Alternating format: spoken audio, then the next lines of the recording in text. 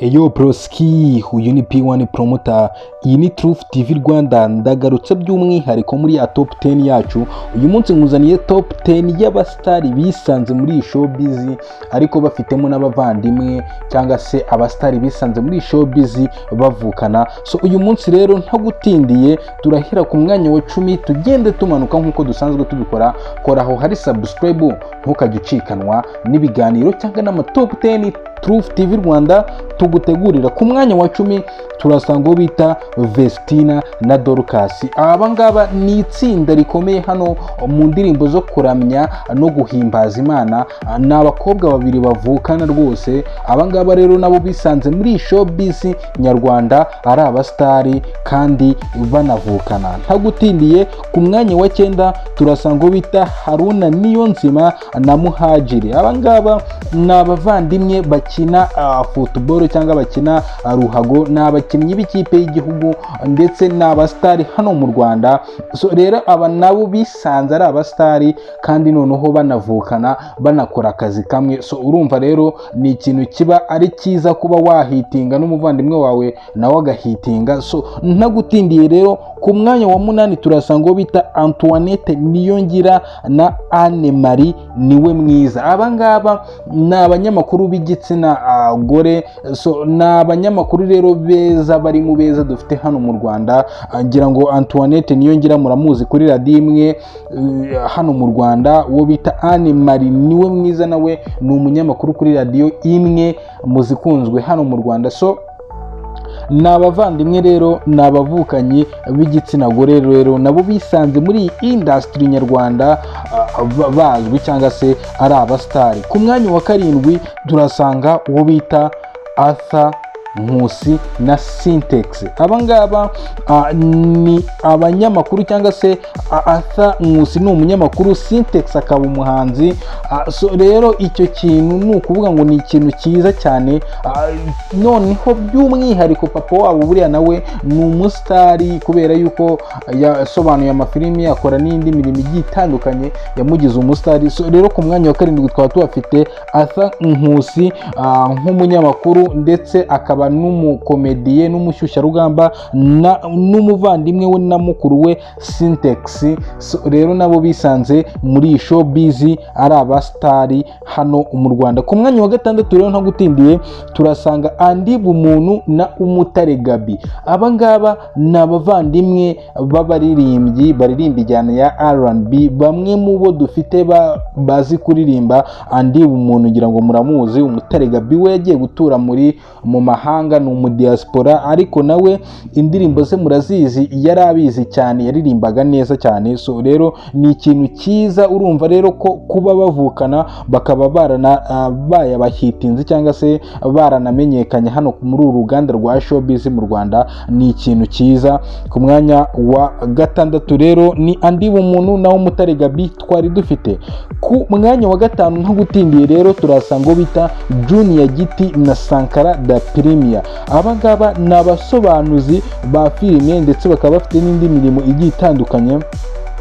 Bakaba bafite na mukuru wabo witabye Imana nawe wari umuhitinzi uwo bita Yanga. So rero ni ikintu cyiza kuba bano bagabo ari uwo bita Junior Giti na Sankara da Premier bose kuba ari abastari, bose bisanze muri uru ruganda ari abahitinzi. So reka tuvuge ni ahangaha rwose ibi bintu ni sawa cyane kuba wakora akazi cyangwa se kuba wamenyekana mu ruganda rwo mu Rwanda rwa ino showbiz yacu n'umuvandimwe wakamenyekana. So rero ntagutindiye ku mwanya wa 4 turasanga bita Sandra Mirage na Eri Poeta. Ibi ngibi rwose hari abantu benshi batari babizi ko Sandra Mirage na Eri Poeta bavukana, ariko niko kuri. Sandra Mirage na Eri Poeta ni abavandimwe. Ngira ngo Eri Poeta muramuzi, yahoze ari umutambukanyi wa P-Fla Kapiro P The Great. Sandra Mirage nawe muramuzi, ni umuraperi umwe mu bakomeye hano b'igitsina gore, ndetse n'uyu Eri Poeta umugore wa P-Fla nawe ni umwe mu baraperi rwose u Rwanda rwagize cyangwa se rufite beza cyane. So rero ku mwanya wa 4 twa dufite abavandimwe Sandra Mirage na Eri Poeta umugore wa P-Fla. ku mwanya wa gatatu ntagutindiye turasanga bita Jay Polly na Jeremy Maurice. Nyakwigendera Jay Polly rero na Jeremy Maurice kuri ubu ukora ku gitangazamakuru cy'igihugu. So abangaba rero nabo ni abavandimwe, bari mu bahitinze rwose, bari mu bahitinze muri iyi industry, muri iyi showbiz. Ni abavandimwe rwose. Urumva ko cyari ikintu cyiza kuba Jay Polly waririmbaga injyana ya hip hop yari yaramenyekanye, Jeremy Maurice umuvandimwe nawe ukora kuri radio televiziyo. So ni ikintu rero cyiza cyane. So ku mwanya rero wa gatatu twari dufite abavandimwe Jay Polly na Jeremy Maurice. Ntagutindiye rero ku mwanya wa kabiri tuhafite uwo bita Cyusa Ibrahim uvukana na Stromae. Uyu nguyu ni umuhanzi mwiza w'umuprofesiyoneri uzwi ku isi yose. So ahangaha rero hari bamwe batari babizi, hari bamwe babishidikanyaga ko uyu Cyusa Ibrahim na Stromae batavukana, ariko mu by'ukuri aba bombi baravukana. Cyusa Ibrahim na Stromae ni abavandimwe. So rero nabo bisanze muri iyi game, muri iyi showbiz entertainment, bombi baramenyekana. So kandi bakaba ari n'abavandimwe. Rero ku mwanya wa kabiri twaba tuhafite abavandimwe Cyusa Ibrahim na Stromae.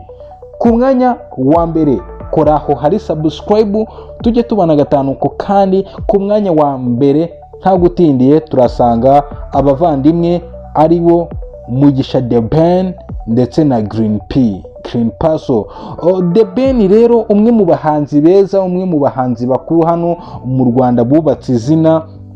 So afite umuvandimwe rero bita Green P uririmba injyana ya hip hop, umwe mu bagabo bakomeye cyane mu njyana ya hip hop hano mu Rwanda. So rero uyu The Ben n'umuvandimwe we Green P bisanze muri uru ruganda rwa showbiz rwa hano mu Rwanda. Bombi ari abaririmbyi nubwo bataririmba injyana imwe, kuko The Ben we aririmba injyana ya R&B ndetse na pop, uwo bita Green Paso akaririmba injyana ya hip hop, new school na old school. So rero ariko nabo bisanze muri uru ruganda rwa showbiz, bose baririmba, bose ari abahitinzi, bose ari abastar. Kora subscribe tujye tubana gatanuko. kandi iyi ni Truth TV Rwanda. Iyi yari top 10 twari twaguteguriye ivuga ku bavandimwe bisanze muri uru ruganda rw'imyidagaduro, bose bazwi, bose ari abastari. So njyewe rero nkuko musanzwe mubimenyereye ubagezaho ano madocumentary zino top 10, ndi B1 promoter. Iyi ngiyi ikaba Truth TV Rwanda. Top 10 yacu nakagaruka.